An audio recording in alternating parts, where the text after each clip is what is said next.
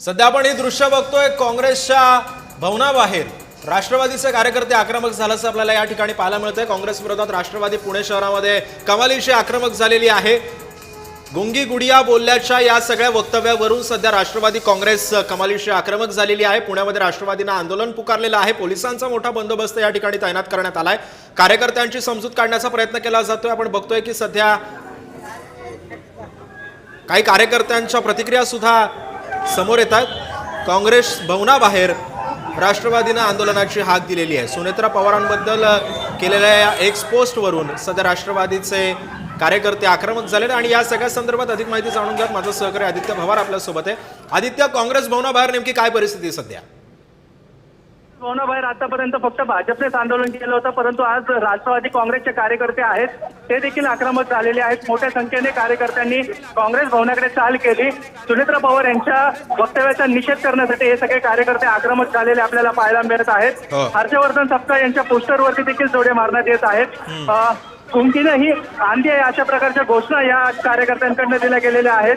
बालगंधर्वला हे आंदोलन सुरू होतं, मात्र बालगंधर्वच्या काही अंतरावरतीच हे काँग्रेस भवन आहे आणि त्या ठिकाणी सगळे हे कार्यकर्ते जमलेले आहेत। रास्ता रोको केलेला आहे आणि आंदोलन केलं जात आहे। पोलिसांचा देखील मोठा घोषपाठ आहे, पण तो त्यांना थांबवण्यासाठी कुठेतरी अपयशी ठरताना आपल्याला पाहायला मिळतंय। अतिरिक्त फौजफाटा देखील बोलवण्यात आलेला आहे।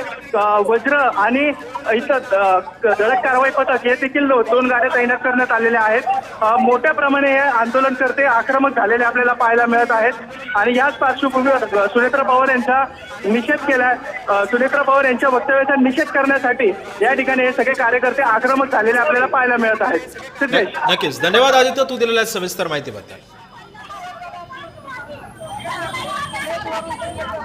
त्यामुळे आपण एकंदरीतच बघतोय पुण्यामध्ये काँग्रेस प्रदेशाध्यक्ष हर्षवर्धन सपकाळ यांच्या निषेधार्थ राष्ट्रवादीने आंदोलनाची हाक दिली आहे। राष्ट्रवादी काँग्रेस अजित पवार गटाचं सध्या आंदोलन काँग्रेस भवनासमोर आहे। पोलिसांचा बंदोबस्त या ठिकाणी तैनात करण्यात आलेला आहे। पोलिसांकडून या कार्यकर्त्यांना शांत करण्याचं आवाहन सध्या एका लेवलला करण्यात येत आहे। मात्र बालगंधर्व चौकामध्ये सुद्धा राष्ट्रवादी काँग्रेस पार्टी आक्रमक झालेली होती। काँग्रेसच्या सत्ता काळामध्ये या देशाचं महाराष्ट्राचं अनेक महिलांनी नेतृत्व केलेलं आहे। आज देखील देशामध्ये अनेक ठिकाणी महिला नेतृत्व करतायत, पण अशाच महिला नेतृत्वाबद्दल काँग्रेसनं अपमानास्पद वक्तव्य केलंय असा निषेध राष्ट्रवादीने केला। काँग्रेसने बोलावं हे अजिबात लज्जास्पद आहे। या राज्याच्या उपमुख्यमंत्री आणि राष्ट्रवादी काँग्रेस पक्षाच्या अध्यक्षा या महाराष्ट्राचं नेतृत्व करतायत। स्वर्गीय इंदिरा गांधींनी ह्या देशाचं नेतृत्व केलेलं आहे आणि त्याच काँग्रेसने महाराष्ट्रातल्या एखाद्या महिलेबद्दल असं बोलणं हे अशोभनीय आहे। काँग्रेसने पूर्णपणे महाराष्ट्रातल्या तमाम महिलांचा माफी मागितली पाहिजे। नक्कीच त्यांनी माफी मागितली पाहिजे कारण त्यांचा प्रश्न पण त्यांनी जे प्रश्न उपस्थित केले प्रश्न जे उपस्थित केलेले आहेत ज्यावरती अन्याय होतोय त्याच्याबद्दल नाही। प्रश्न कधी उपस्थित केला? त्यांना सकाळी जेव्हा कळलं की राष्ट्रवादी आता आंदोलन करणार आहे त्याच्यानंतर हर्षवर्धन सपकाळ मीडिया पुढे आलेले आहेत आणि सर्वसार्व करण्याचा प्रयत्न हर्षवर्धन सपकाळ करत आहेत। त्याच्यामुळे ते आम्हाला मान्य नाही। ते फक्त राजकीय पोळी भाजून घेण्याचा प्रयत्न करत आहेत। आतापर्यंत या काँग्रेस भवनवर मैत्रीपूर्व गेलेले होते, पण आता तुम्ही सगळ्यात महत्वाचं म्हणजे विचाराची लढाई विचाराने लढायची असते। तुमचे काही मुद्दे असतील ना तुम्ही योग्य डेस्कवर विचारले पाहिजे।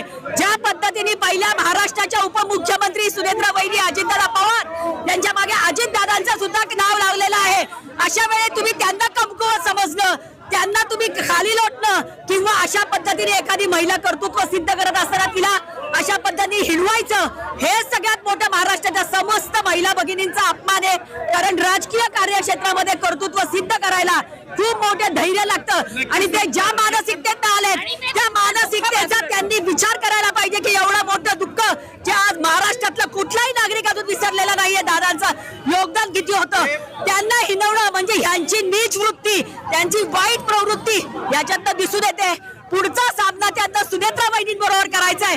ही त्यांची जर टॅक्ट असेल तर आम्ही सगळ्या महिला भगिनी महाराष्ट्रातल्या सगळ्या महिला माता त्यांच्याबरोबर कायम स्वरूपी राहू अशीच आम्ही आदरणीय अजितदादांना सुद्धा या माध्यमातून ग्वाही देतो। काही कार्यकर्ते